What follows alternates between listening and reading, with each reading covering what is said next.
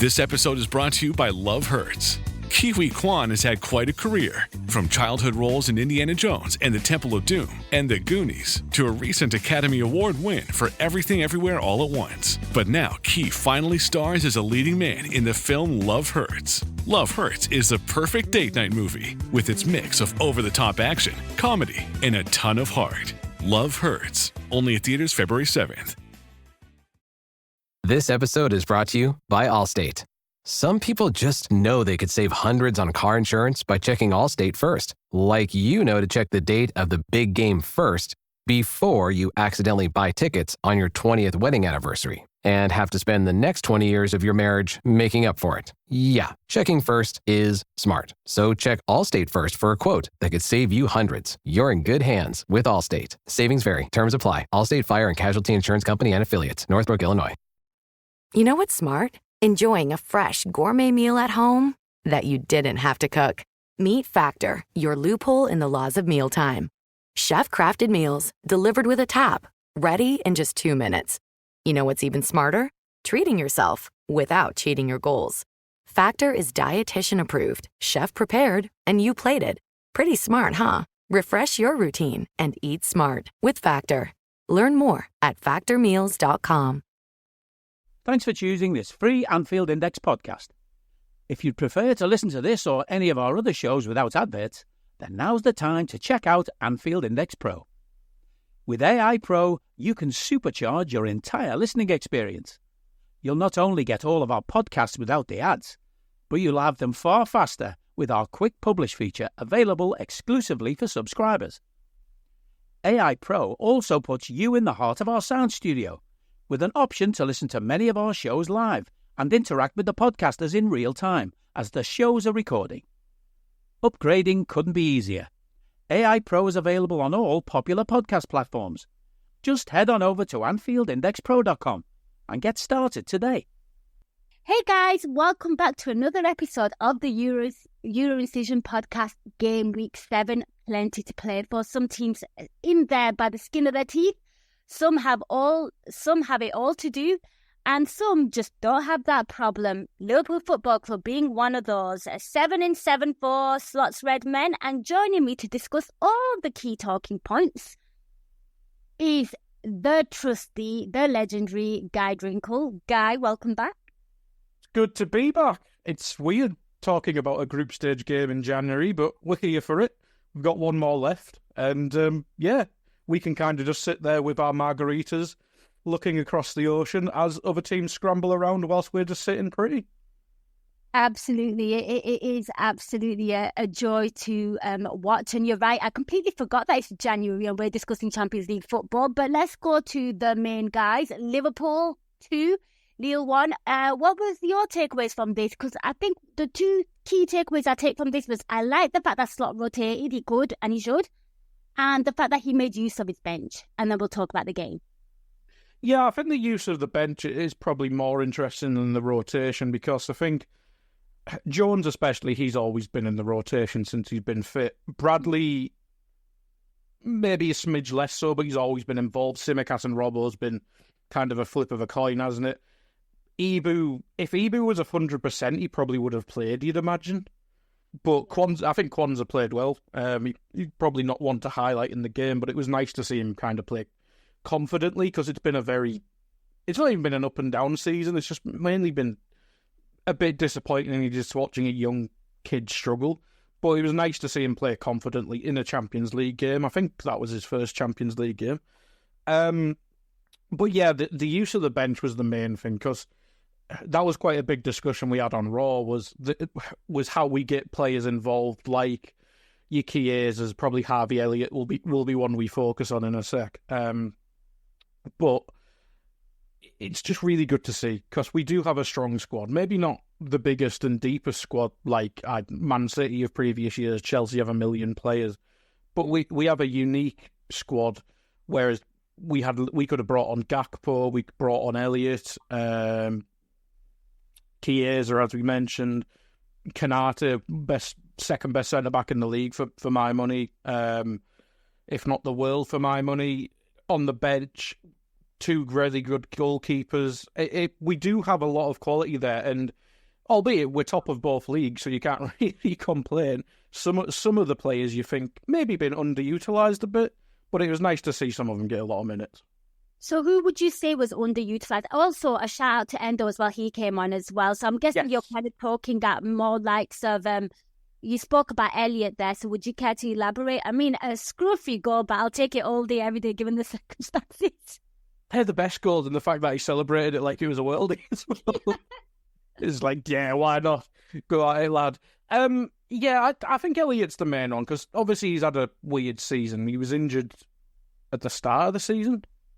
He missed a couple of months, didn't he? He was injured, yeah. Right? Yeah. And he seemingly just never found his way back into the rotation at all. And whether that's just because he was kind of behind on the slot system, or maybe he is ill-fitting to the slot system because he doesn't exactly bring what Szoboszlai does. He doesn't exactly bring what Jones does. And he's not like for like with Mo on the right either. But I think what we've seen in this last week or two, when Elliot's been getting a few more minutes, he can make an impact. And especially from the bench, like I think this game and the Brentford game highlight it so well that he can come on and just add a bit more quality in those central areas. Because albeit I love what Slot's done, bringing in more control. Not everything is a game of British Bulldog or whatever. But Elliot can come on. Obviously, he's not the best defensively, but he can come on, put his foot on the ball. He combines excellently with Mo Salah. He combines excellently with even like Darwin Núñez and Diaz and Gakpo. He just brings a nice little spark, and it might be a tough journey for him to become a starter, but if we can, for the second half of this season, and then reopen the debate or whatever the hell he wants from his Liverpool career or football career, he can be such an excellent weapon for us to use, whether it's sparingly as a starter, but from the bench, if we're in need of a goal, like other than maybe whichever left winger doesn't start, like I think Elliot can be a driving force, say more than like a Darwin Núñez from the bench. Obviously, Darwin brings his own levels of stuff, but if we're looking to actually like just create a moment of magic, I think Elliot's right up there from a bench weapon. I think what it is with Elliot as well is not only can it's more of the creative aspect of things as well. So sometimes when you're kind of lacking inspiration, as for Núñez, you just kind of fancy kind of get the ball and just do a madness like he did against Brentford. And I think that's where the difference is. I think sometimes you do need that bit of creativity. I know Elliot scored, but you're right. I think, he needs to have a long, hard conversation with himself and, and where he sees himself. Because realistically, if I'm talking about quality, he's not good enough to make the starting. Like, I'm just going to be brutally honest. Mm-hmm. But from the bench, if he thinks that he and Slot fancies him like as a good asset from the bench, then definitely, and why not? But I guess it all remains to be seen, like how well everything fits together. Some players that really impressed me this game. I'm going to give a shout out to Darwin Núñez because I know he didn't score, but I felt like he was a live wire throughout the entire game. Yeah, and I don't know how to word this. I'm slagging him off. If this was kind of the normal, or this was his worst performance, you'd be like, that's a really good base to build off of. But this was kind of almost a good Darwin performance, and it was still kind of quiet. So it's kind of like a double-edged sword. Like, you want to see this more, but you still want to see better than this, if you get what I mean. But I think he worked well. I think he combined well with Mo Salah, albeit Mo had a very weird game. So it was kind of difficult to combine with Mo. He made some good runs. I think he had that shot from the right-hand side, didn't he, where the keeper saved it really well. He scored, but he was stood offside for about half an hour for some reason. Classic Darwin. Yeah, I want it. The thing is, he tried to get onside by stepping back 1 foot, and he was like, you've still got like 5 feet to go, but it was just weird. But no, I think if this was like his 6 out of 10, like if this was his base, I think this would be a good starting point. But we know like next game he might have a 2, then he might have a 10. But it was a nice start, and hopefully this is the new norm, but I can't see it being the new norm. Yeah, it's just a lack of consistency, is it? One thing that really impressed me about Liverpool, I don't know if you guys spoke about it on Raw. It just happened so late. And yesterday, I'm just recuperating from the graveyard shift on Anfield Index. I thought Liverpool, the way they were just kind of breaking away was really, really impressive. The way they did it in numbers, how quick they were, how decisive they were. It just felt like, certainly before the Mo Salah goal, it was just like the lack of quality on the final product. But the way they were breaking away, I was actually really impressed with how Liverpool were hitting them on the counter. Yeah, and that's what I kind of meant with Mo Salah's weird performance, because... That goal, by the way, my word. Oh, the pass is fantastic. And the finish is he just makes it look easy. And that goalkeeper looks really good for them. And he didn't even give him a chance at it. But Mo Salah, I mean, I think he kind of highlighted the first half especially because he was getting the ball in every attack and we looked dangerous in every attack. And then he just kicked the ball out of play with an overhit pass and he's like, Mo, what's going on? And then all of a sudden, he takes a worldly touch, bullies a defender, like literally drags him around like a child, and then puts the shot wide on the one after the goal, and you're like, oh, okay. This is how it's going to be. It was such a weird game, but yeah, I think you're right. I think our play was excellent until the final pass, and then we made the subs in the second half, and albeit we didn't go on and win like 5-1 or whatever like that, but I think as soon as the subs were made, we basically went into second gear, and if we needed another goal or another 3 goals, I think we could have just turned it up. I do agree with you. And, speaking of Lille here, I guess it was almost perfect about us conceding. Like, I kind of read that they had 0 shots on target before they scored the goal. They were 10 men down at that moment as well.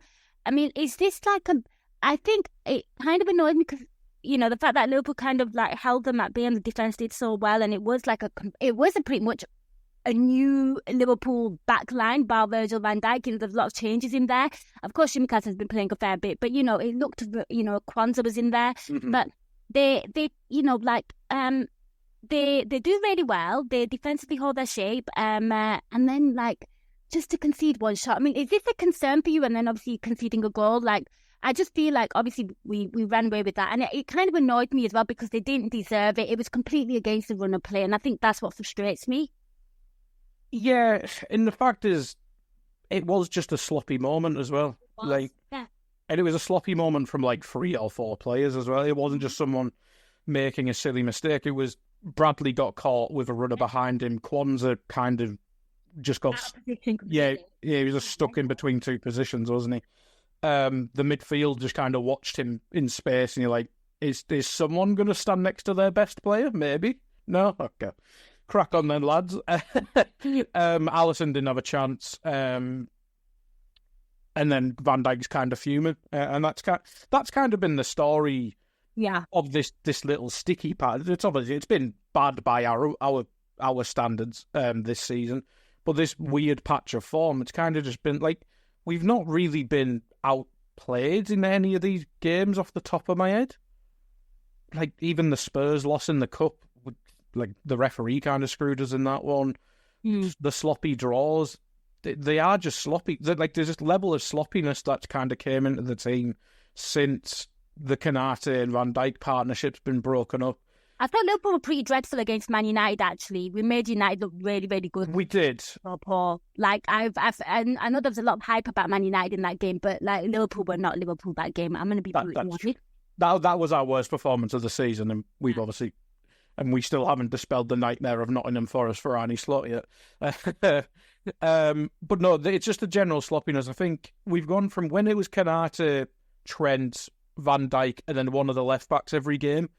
And to be fair, Kelleher behind, there was that level of consistency. But in this recent time, bringing Alisson back in, he's not been at his sparkling best, but I can't see many of the goals that are actually his fault. Trent's level dropped off up to that United game, and I think, to be fair to him, he's kind of maybe had a word with himself, or someone's booted him up the arse for it. But I think once we get back to maybe when the Champions League is actually done and we have a couple more midweek breaks, we can maybe get back to just having Konate, Van Dijk, Trent plus a left back. Then we might get back to being kind of solid. And then maybe the midfield, we know it's a rotation between the four. I think we'll get back to that steady best. I think Dave's had this conversation on numerous pods. I think that was our blip, and nobody except Nottingham Forest has made ground on us. I think I'm right in saying that. And obviously, there's a Champions League show. It doesn't really matter in that anyway because we won every bloody match. Yeah, here we're perfect. We're absolutely perfect. Any final takeaways from the Liverpool game before we move on? I don't need a VPN. I've got nothing to hide. Ha. This is what I used to tell myself before I hooked up with LibertyShield.com. Not only is my home internet now fully encrypted, but I can now access all the websites I want, whenever I want, and do so from absolutely anywhere. As a Liverpool fan, I love to know I can now watch every match, regardless of whether it's on UK TV or not. My Liberty Shield VPN makes sure nothing is blocked and guarantees me super fast streaming speed throughout that match. You can get connected right now with their software package, which includes a 48-hour no-obligation free trial and instant access to their apps for Apple, Android, Fire TV, PC, Mac and Android TV. Or go a step further like I have and get one of their pre-configured VPN routers. These small but powerful devices allow you to easily connect every device in your home to VPN, making it the perfect solution for smart TVs, Mac boxes and games consoles. Visit LibertyShield.com today and use coupon code AIVPN25 to get 25% off at checkout. Imagine what's possible when learning doesn't get in the way of life. At Capella University, our game-changing FlexPath learning format lets you set your own deadlines so you can learn at a time and pace that works for you. It's an education you can tailor to your schedule. That means you don't have to put your life on hold to pursue your professional goals. Instead, enjoy learning your way and earn your degree without missing a beat. A different future is closer than you think with Capella University. Learn more at capella.edu. When you need mealtime inspiration, it's worth shopping Kroger for thousands of appetizing ingredients that inspire countless mouth-watering meals. And no matter what tasty choice you make, you'll enjoy our everyday low prices. Plus, extra ways to save, like digital coupons worth over $600 each week and up to $1 off per gallon at the pump with points. So you can get big flavors and big savings. Kroger, fresh for everyone. Fuel restrictions apply. At your job, do you ever have to deal with a nose roller? How about a snub pulley? Well, if you're installing a new conveyor belt system, dealing with the different components can sound like you're speaking a foreign language. Luckily, you've got a team ready to help. Grainger's technical product specialists are fluent in maintenance, repair, and operations. So whenever you want to talk shop, just reach out. Call, click Grainger.com, or just stop by. Grainger, for the ones who get it done. Not really, no. I think it was almost boring, and I kind of like that. Yeah, speaking of boring, we'll talk about an exciting game that happened whilst we were watching Liverpool, and I was like thinking, oh, if I wasn't, I would totally watch that game. But we'll get to that one in a minute. Let's focus on the Premier League side. So, on Tuesday, it feels like ages away, doesn't it? Monaco won, Aston Villa 0. Now, I'm going to be honest with you, Guy. I missed the first half because obviously it was an early kickoff. I came back to the second, and the quality of, again, the shots up top from both sides was so below standard. It was, the quality was just so poor. And I was thinking, how on earth did Monaco score? And then I saw the goal, and so Martinez did. I mean, I have no idea what he did there, just kind of flapping at the ball and just hitting it straight back into play. But good 3 points for Monaco there. And Villa are really interesting because although they've been fairly dominant in the Champions League, I feel like they've been quite inconsistent in the league. What did you make of this one? Did you catch the whole game? I actually didn't realise it was the early kickoff, and I was like, oh. To be fair, I was editing stuff at that time anyway, and I was like, I usually have like YouTube or whatever on in the background, and I'm forgetting something. I'm forgetting to do something here. And then I went to put our game on. I was like, oh, Villa lost. Crap. Yeah, I didn't. I've obviously watched the highlights now, and I've seen, more importantly, Unai Emery's reaction after the game, which might be the most telling thing, because that's probably the angriest I've seen him, especially in his Aston Villa days. Yeah. He did not look happy, and considering, was it after the Bayern win when they beat Bayern, and we were like, Villa top of the Champions League, doing really well. Maybe they're a dark horse for this. I mean, they've dropped to 9th, which isn't bad by any means, but like the sloppy losses to, like, is it Bruges they lost to?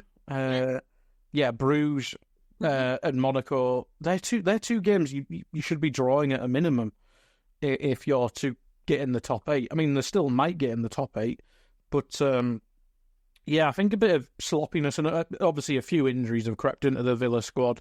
I think they're missing Pau Torres off the top of my head, who's probably their best centre-back, or certainly him and Konza are the two best centre-backs. And bringing in like post-ACL Tyrone Mings, isn't it? Who I never rated before the ACL. Yeah, exactly. Many people did. Especially at Champions League level. Like, I think he's a fine Premier League player, but Champions League's a different beast altogether. But no, I think there's just a level of sloppiness coming into this Aston Villa side. I mean, you look at the team. I mean, it's close enough to their first team. I mean, maybe Onana's not there. Bailey, Buendia, maybe it is a little bit rotated, to be fair to them. But it's not exactly like a pure kids team. And like, I don't watch any League One football, because why would you? But like that Monaco team, like I know a couple of the players, like I know Kamara's really highly thought of, I know Van der San's really highly thought of. Mbolo is like a legend of every Euros and World Cup. But like it's not exactly, and Minamino, of course, how do I miss the ex-Liverpool players right in front of my eyes? Like it doesn't scream, like if that was in the Premier League, you'd probably think bottom half. Like, yeah, it's not a great result, but this is why Villa have I know they've kind of recovered a bit in the Premier League, but this level of sloppiness, and maybe that's why he rotated a bit more, because he wants to improve the Premier League form, but maybe their squad's not deep enough to rotate in both competitions. But it wouldn't surprise me if Buendia and Bailey, you don't see them for a little while. Yeah, it's a bit of a weird one, but yeah, Monaco, let's have a look at the stats whilst I've got it here. Like, it looked like a really even game, to be fair. Like, both similar shots, not stupidly different possession. I mean, 58 to 42 is quite big, but it's not exactly like Man City against a minnow.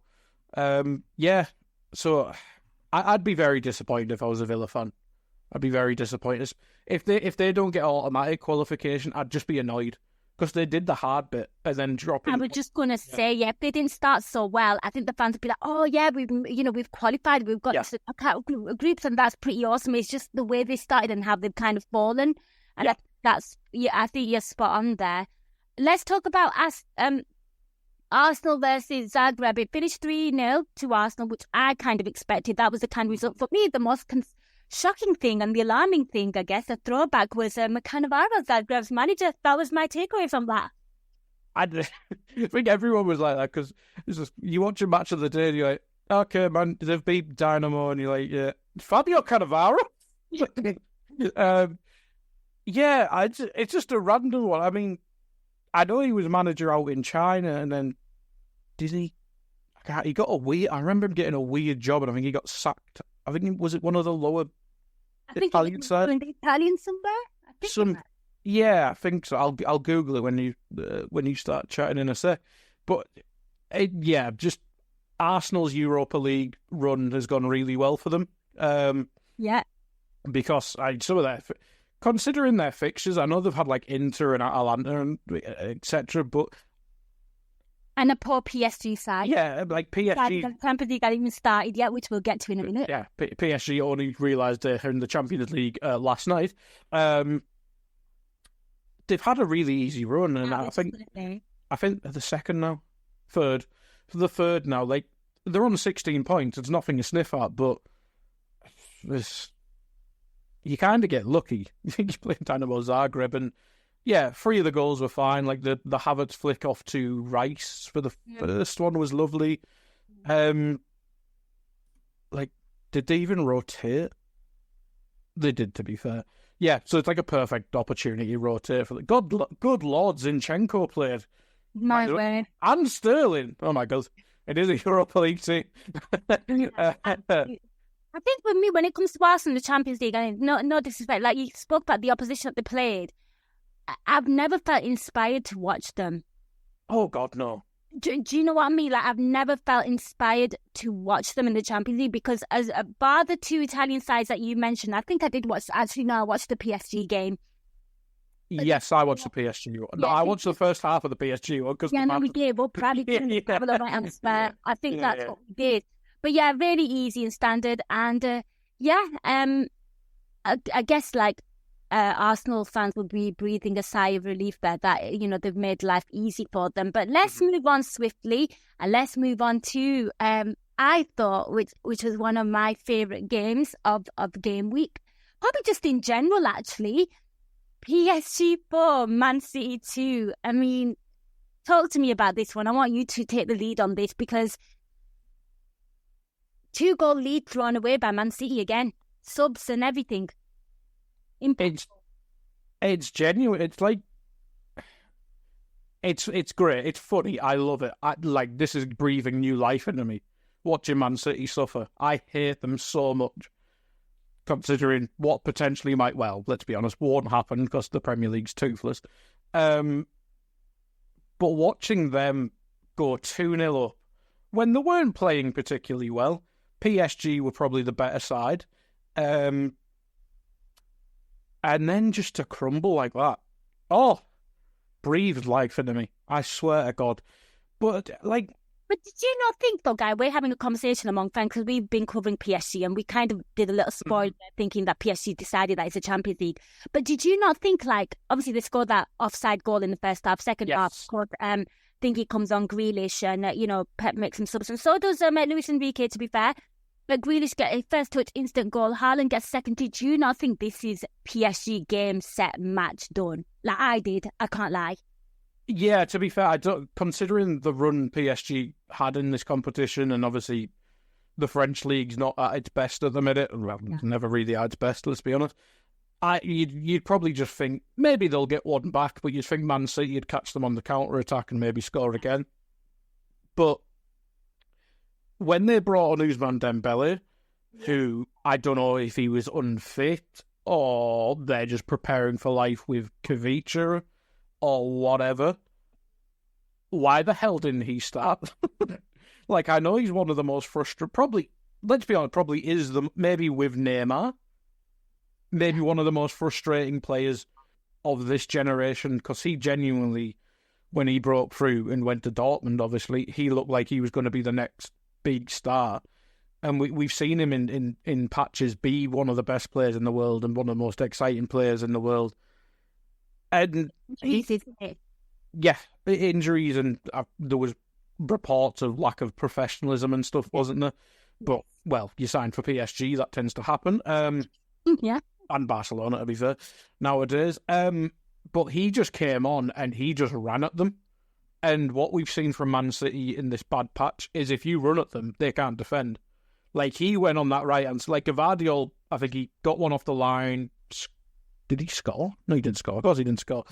Cleared one off the line. He played the ball for the fourth goal, didn't he?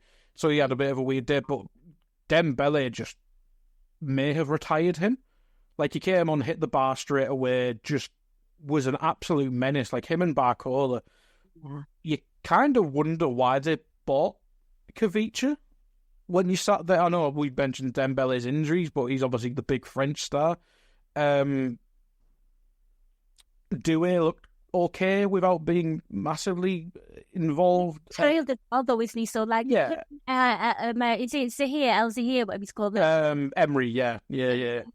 So they're kind of growing into it. But I agree with you. I thought that the application and professionalism after they went 2-0 down, like the way, like you just said, like you and I kind of like spoke a little yesterday whilst we were watching the game, and just to see them run and harrow at Man City like that and just completely like press, and normally we just say, oh, Hakeem is the only bright spark in this team, but it wasn't.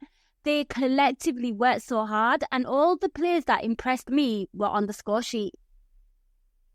Yeah, I'd probably agree with her. I'd agree that, I mean, João Neves was obviously a big signing in the summer, and I think, well, but anyone who's played Football Manager, I know he was kind of highly thought of beforehand. I think everyone who's played Football Manager knows he was really highly thought of. He was excellent. Vitinha was excellent. Like, how many, like, I know the forward line was always the big thing for PSG, and you sat there, like, even before Messi was there, you're like, Neymar's not going to run. Cavani would run. Mbappe wouldn't run. And now you're looking at the front three. It's like Barcola looks like he will run for days. Doué looked like he'd run for... I think Doué is more of a number 10 anyway, isn't he? Lee looked like he'd run. Maybe that's why Dembele doesn't start, because he's not famed for his work rate, but the quality he shown when he came on was excellent. Ramos came on and was a bit of a menace for the time he was on the pitch. Like, it's interesting that they've moved away from the superstar thing, and it'll work domestically because nobody can match them domestically. But it's not worked in the Champions League so far. But if they get through, they can add Kvaratskhelia to the squad. If this is the level they can reach, I'm not going to say they're going to win it, but if they can get into the playoffs, beat whoever the hell they play in that, they could be an annoying team if they can actually play like that. But we've seen all season they won't play like that all the time. Cause... This is it. This is like the problem. Like, I do like the young injection of like moving away from the superstars. I think that's probably going to serve them really well. But it's just the case of like, who are PSG in the Champions League? Yeah. And to be fair, we've been asking that question for 15 years now? Many years. They've had it's not quite worked. I mean, I know they made a final. I think during the COVID season, wasn't it? Yes. Yes, they did. But as a whole, it's just, they've just not been great. But this was a fantastic performance. And you know what kind of speaks volumes as well? Man City looked absolutely shell-shocked, to the point where I thought some of the balls by Edison, which is what he's renowned for, like you could see the nerves creeping in on him. Yeah, and I think that's just been symptomatic of the entire season. Like, Edison is the best. Let's be honest, is the best footballer in the world with his feet, except maybe Neuer. I forgot Neuer exists, or Neuer exists, I should say. Like, I know he's been caught on the ball a few times, and as Liverpool fans, we obviously see it quite often. We saw it a few times. But, like, Gvardiol looked really shaky. He was their best player at the beginning of the season, and probably was before, Yeah, and then every time, like, I don't try and watch a lot of Man City. I do, maybe this season, because there's potential to be funny, but like, Pep Guardiola football's just, it's not for me. It's not for me, but, like... Ruben Diaz has been one of the most assured centre-backs since he's came into the league. Looks awful. But losing his spot, Akanji's always been comfortable on the ball. Like, even Nathan Ake's always been 7 out of 10 at worst. He looked shaky. Like, they've rattled Bernardo Silva. How many... I got, like, before this season, I couldn't count on my fingers bad Bernardo Silva performances. Whereas this year, you sat there like, I can't remember a single good thing he's done. Like, Kovacic has always been fine. Foden's had a really bad season. De Bruyne's obviously had an injury-plagued season. Haaland, if you create stuff for him, he'll score, but you're not going to skin 12 people and score. And Savinho, if it's him or Doku who gives a toss, it's just a really... Like, Mateus Nunes is playing at right-back. Yeah. Like, I know they've not replaced... Kyle Walker's leaving and they haven't replaced him yet. And Rico Lewis is obviously still a young lad. Mateus Nunes is a £60-odd million attacking midfielder you bought. And you've put him right back in a defence that's been awful all season. I just don't understand the thing. Against PSG, where everyone knows their left-hand side is monstrous. Nuno Mendes is a monster at left-back. Bacol has been probably their best player by everyone who's watched PSG. Or he's certainly one of the most exciting young left-wingers in the world. Like, you're just hanging him out to dry. Like, what is the thinking there? Like, I know John Stones has just come back. Put a centre-back out there. Put Rico Lewis there. He's an actual right-back, and don't make him play in midfield. Like, hey guys, it's Eddie Gibbs from Anfield Index here. I hope you're enjoying this podcast, and I'm sorry to call time on the show before it ends. In the current climate, it's tougher than ever before to offer podcasts for free. At Anfield Index, we produce over 75 free shows every month, which I'm confident is unparalleled in the LFC sphere. Whilst we'd love to offer everything for free, the production costs now make this impossible. That said, we don't want to follow the model of other channels and lock all of our content behind a paywall. So what we've decided to do is to continue offering every show for free, but cut that offering to 30 minutes on our longer shows. So to get all of our shows in full and enjoy the best of everything we have to offer, we really hope you'll consider supporting the channel and signing up at AnfieldIndexPro.com. For about the price of 1 cup of coffee, you'll get every podcast in full with 0 ads. You'll also get access to our LFC VIP community, where you can enjoy live podcasts, engage with our podcasters, and chat with other Reds in real time. So that website again, AnfieldIndexPro.com. Join today. This podcast is part of the Sports Social Podcast Network.